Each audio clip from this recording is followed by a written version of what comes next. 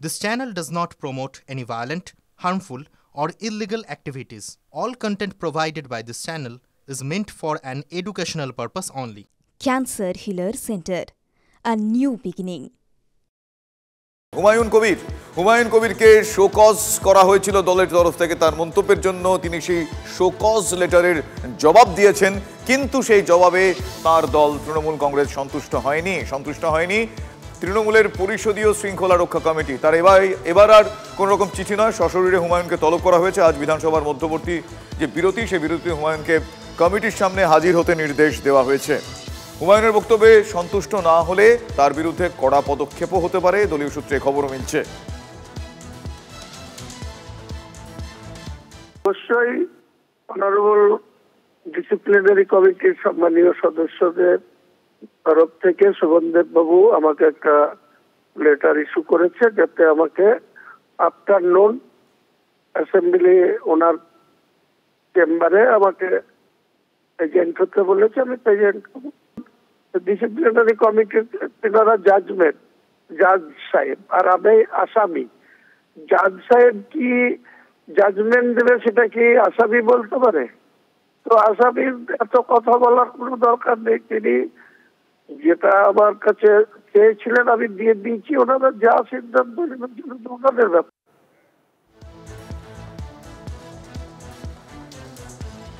শোভনদেব চট্টোপাধ্যায় বিষয়ে কি বলেছিলেন এর আগে আপনাদের একবার শোনাবো। আমরা পড়েছি এবং পড়ার পর আমরা কেউ স্যাটিসফাইড নই। এই উত্তরটা আমাদেরকে স্যাটিসফাই করতে পারেনি। সে বারবার একটা কথা মানে এস্টাবলিশ করার চেষ্টা করছিল, যেটা আমার ব্যক্তিগত ব্যাপার ইত্যাদি ইত্যাদি। আমি ব্যক্তি পরিচয়টা তখনই থাকে যখন আমি বিধায়ক থাকি না। যখন বিধায়ক তখন আমার ব্যক্তি পরিচয়ের থেকেও বড় পরিচয় আমি একজন বিধায়ক মানুষের দ্বারা নির্বাচিত। এই জায়গাটা ভুলে যাওয়ার পর ওকে চিঠি দেওয়া হয়েছিল। ঠিক করেছে আগামীকাল ওকে ডেকে পড়াবো এখানে, এবং ওকে কালকে কিছু স্ট্রিকচার দেওয়া হবে। ডেকে পাঠিয়ে আমরা ওকে চাপাবো, বলবো দলের কিছু নির্দেশ আছে আমরা সেখানে। তবে এত কিছুর মধ্যে হুমায়ুন কবির কিন্তু দমছেন না। শুধু দমছেন না, তিনি এবার নিশানা করলেন ফিরহাদ হাকিমকে, নিশানা করলেন সিদ্দিকুল্লাহ চৌধুরীকে। কি বললেন? মুখ্যমন্ত্রীর বাড়ির 600 মিটারের মধ্যে থাকেন বলে শৃঙ্খলা রক্ষা কমিটির কোন রকম ভূমিকা থাকবে না, মানে এটা ফিরহাদ হাকিমকে উদ্দেশ্য করে বলছেন। ঠ্যাং ভাঙার হুঁশিয়ারি দিলেও কেন সিদ্দিকুল্লাহকে শোকজ নোটিশ দেওয়া হলো না, এ প্রশ্নও তিনি তুলছেন। ভরতপুরের বিধায়ক হুমায়ুন কবির উনি সঠিক কথাই বলেছেন। দলে থাকতে হলে আমাকে তো শৃঙ্খলা মানতেই হবে। তো সেটা তো আমার ক্ষেত্রে যেমন প্রযোজ্য, ওনার ক্ষেত্রেও তো প্রযোজ্য না, শুধু হুমায়ুন কবিরের ক্ষেত্রে প্রযোজ্য। আর দিদির বাড়ির 600 মিটার দূরে বাস করে বলে তার ক্ষেত্রে এটাকে শৃঙ্খলা কমিটির কোনো ভূমিকা থাকবে না। সেটা কি শুধু ববিদার হুমায়ুন কবিরের ক্ষেত্রে বলছেন, না ববিদার ক্ষেত্রে অন্য যারা শৃঙ্খলা ভঙ্গ করে তাদের ক্ষেত্রে নয়? আমি যদি বলে থাকি ঠুসো দিব, আমাদের মাননীয় মন্ত্রী সিদ্দিকুল্লাহ চৌধুরী তো বলেছে ঠ্যাং ভেঙে দেবো, তাহলে তার শোকজ হলো না কেন? যতক্ষণ পর্যন্ত আমার কমিউনিটিকে যে অ্যাটাক করেছে সেই অ্যাটাকটা উনি ক্ষমা চাইতে হবে না, কিন্তু সেই কথাটা ওনাকে প্রত্যাহার করতে হবে। না করলে যতবার শুভেন্দু যাবে ততবার চেষ্টা করব। বাপের বেটা হলে আমাকে 3 দিন আগে নোটিশ দিয়ে জানাবে যে আমি ঢুকছি। কত বড় শুভেন্দু অধিকারী আর কত বড় বিরোধী দলনেতা হুমায়ুন কবির সেদিন দেখিয়ে দেবে। অধীর চৌধুরীকে 2.5 ঘন্টা রেলের রাষ্ট্রমন্ত্রী, জেলার সব প্রশাসন কারো কথা শুনিনি, হিলতে দিইনি, রোদের মধ্যে দাঁড়িয়ে রেখেছিলাম। লাস্টে মমতা ব্যানার্জি ফোন করেছে, তারপরে ছেড়েছি, 40 মিনিট পরে ছেড়েছি। যদি দল কোনো দিন জানতে চায় এসব ব্যাপারে, যে যারা রতিমহরতি, যারা দলের নেতৃত্বে বসে আছে, কার সাথে কার সম্পর্ক আছে, দল যদি জানতে চায় তাহলে তার প্রুফ সহ দলকে দেব।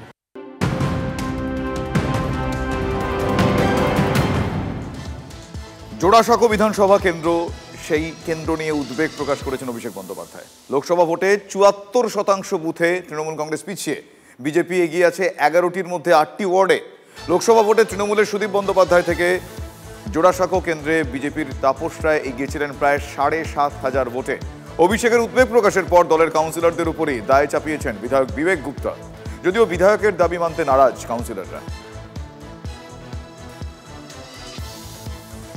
2022-এর পরে 2024-টা এরকম কি হলো কি যা কাউন্সিলর নিজে এলাকাতে 4,500 ভোটে জিতেছে, আমি কোনো নাম নিচ্ছি না, ও এই ইলেকশনে 5,000 মাইনাস চলে গেছে। যা দলের জন্য কাজ করছে ও এরকম রেজাল্ট হতে পারে না, যা নিজের জন্য কাজ করে তাহলে এখন হতে পারে। কাউন্সিলররা যা পুরো টিম ছিল কাউন্সিলর ইলেকশনে ঠিক কাজ করেছে, কিন্তু লোকসভা ইলেকশনে ওই রকম কাজ করেনি।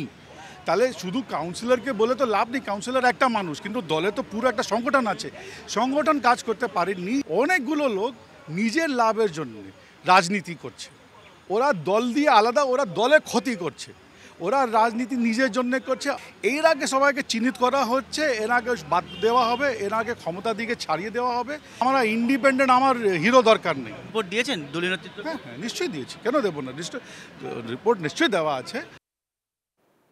আমি স্ক্রুটনি করতে গিয়ে দেখলাম অন্তত 8 থেকে 9 হাজার লোক এখন ওয়ার্ডে থাকেন না, তারা বাইরে থাকেন, কিন্তু ভোটের সময় তারা এসে ভোট করে। 45 থেকে 50% পোল আমার ওয়ার্ডে হয়। এই ভোটার যারা বাইরে থাকেন তারা কিন্তু কাউন্সিলর কি কাজ করছেন না করছেন তারা সারা বছর দেখে না, তাদের একটা মনোভাব থাকে যে আমাকে গিয়ে বিজেপিকে ভোট দিতে হবে। তারা থাকেন বাইরে, তারা ওখান থেকে আসেন, বিজেপিকে ভোট করে চলে যান। আবেদন করব আমাদের অনারেবল জেনারেল সেক্রেটারি সাহেবের কাছে এবং আমাদের সুব্রতদার কাছে, মমতাদির কাছে, যে একবার কিন্তু আমাদের অভিষেকদা জোড়াসাঁকোর কাউন্সিলর এবং প্রেসিডেন্টকে, ব্লক প্রেসিডেন্টকে নিয়ে একটা স্পেশাল মিটিং করা উচিত। সেখানে আমি আমার বক্তব্য তথ্যসহ দেব। তো শুধু 4 বছর বিবেক গুপ্তার অমল ব্যাপার নেই, আমরা দীর্ঘ 20 বছর ধরে আমরা এই জোড়াসাঁকোতে বিভিন্ন ওয়ার্ডে কাউন্সিলরে জিতি, এমএলএতে হারি, আবার এমএলএতে আলাদা রেজাল্ট হয়, লোকসভাতে রেজাল্ট হয়। তার মূল্যায়ন করে কারণগুলো বার করে সবাই ঐক্যবদ্ধভাবে যদি আমরা করি, অভিষেকদা যেটা বলতে চাইছেন, আমরা সফল হব। আমরা ঠিক যেমন বড়বাজার অঞ্চল থেকে জিতেছি, 27 নম্বর ওয়ার্ডে আমরা জিতেছি, 38 যেখানে আমি থাকি সেখানে আমরা জিতেছি, তারপরে 40 নম্বর ওয়ার্ড সেখানে আমরা জিতেছি, 37-এ আমরা যে গ্যাপে হেরেছিলাম তার থেকে গ্যাপ কমে গেছে, আমরা মার্জিন কমাতে পেরেছি। সার্বিকভাবে মানুষের কাছে ভারতীয় জনতা পার্টিকে তুলে ধরা গেছে এবং সাংগঠনিকভাবে তার শক্তি বৃদ্ধি হয়েছে, তাই সেই জায়গায় আমাদের এই জয়লাভ।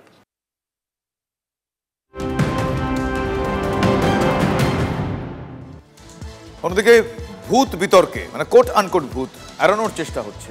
আধার ভোটার সংযুক্তিকরণে আজ কেন্দ্রের সঙ্গে নির্বাচন কমিশনের বৈঠক, অত্যন্ত গুরুত্বপূর্ণ এই বৈঠক। মুখ্য নির্বাচন কমিশনার জ্ঞানেশ কুমার ওই বৈঠক ডেকেছেন, আর বৈঠকে থাকবেন কেন্দ্রীয় স্বরাষ্ট্র সচিব, আধার কমিশনের সিইও, সংসদ বিষয়ক মন্ত্রকের সচিব, কেন্দ্রীয় আইন সচিব। সমস্ত জাতীয় এবং আঞ্চলিক রাজনৈতিক দলের থেকেও কিন্তু মতামত এবং পরামর্শ কমিশন চেয়েছে। তৃণমূল সহ বিরোধীদের লাগাতার চাপের মুখে কমিশন আগেই বিবৃতি দিয়ে জানিয়েছে যে 3 মাসের মধ্যে ভোটার তালিকা সংশোধন করা হবে, প্রত্যেক ভোটারের জন্য ইউনিক এপিক নাম্বার ইস্যু করা হবে বলে কমিশন জানিয়েছে। আমার সহকর্মী জ্যোতির্ময় কর্মকার এই মুহূর্তে আমার সঙ্গে রয়েছেন সরাসরি। জ্যোতির্ময়, জানতে চাইবো, আজকে বৈঠক নিঃসন্দেহে গুরুত্বপূর্ণ। 3 মাস যে ডেডলাইন তারা নিজেদের জন্যই নিজেরা নিয়েছেন, এটা কি তার একটা শুরু পদক্ষেপ বলা যায়? মূলত কোন কোন বিষয়গুলো ফোকাস করে তারা সমাধান করার চেষ্টা করবে? নিশ্চিতভাবেই, কারণ জাতীয় নির্বাচন কমিশন তৃণমূল সহ অন্যান্য বিরোধী দলগুলির অভিযোগের পরই যে সিদ্ধান্ত তারা বিবৃতির মাধ্যমে জানিয়েছে তা হচ্ছে যে 3 মাসের মধ্যে তারা শুধুমাত্র এপিক অর্থাৎ ভোটার তালিকা সংশোধনী শুধুমাত্র তারা করবে না, দেশের প্রত্যেক ভোটারের জন্য ইউনিক এপিক নাম্বার তারা ইস্যু করবে। আর এই ইউনিক এপিক নাম্বার ইস্যু করার ক্ষেত্রে যেটা গুরুত্বপূর্ণ বিষয়, তারা মূল ভরসা করছে, ভিত্তি করছে সম্পূর্ণভাবে আধারের ওপরে, অর্থাৎ আধারের সঙ্গে এপিকের সংযুক্তিকরণের পথে তারা হাঁটতে পারে। আজকের এই বৈঠক অন্তত সেই ইঙ্গিতই দিচ্ছে, তার কারণ ইউআইডিএআই এর সচিবকে, সেক্রেটারিকে যেহেতু ডাকা হয়েছে, স্বাভাবিকভাবেই এই ইঙ্গিত পুরোপুরিভাবে স্পষ্ট। কিন্তু আরেকটি বিষয় এক্ষেত্রে গুরুত্বপূর্ণ, তৃণমূল কংগ্রেস তারা গত 11ই মার্চ যে ডেপুটেশন জমা দিয়ে এসছে, তাদের মেমোরান্ডামে স্পষ্টভাবে একটি অভিযোগ 5 নম্বর পাতায় ছিল যে আধার কার্ডকে ক্লোন করে ডুপ্লিকেট ভোটার কার্ড তৈরি করা হচ্ছে। যখন আধার কার্ডকে ক্লোন করে ডুপ্লিকেট ভোটার কার্ড তৈরির কথা বলা হচ্ছে, তখন এই আধার কার্ডের সঙ্গে ভোটার কার্ডের সংযুক্তির পথে যদি তারা হাঁটে, তাহলে কি এই ডুপ্লিকেসির যে ইস্যু সেটা সম্পূর্ণভাবে মিটবে? সেই প্রশ্ন থেকেই যাচ্ছে। আর এই ক্ষেত্রে যদি আধার প্রশ্নগুলোরই তারা উত্তর খোঁজার চেষ্টা করছে।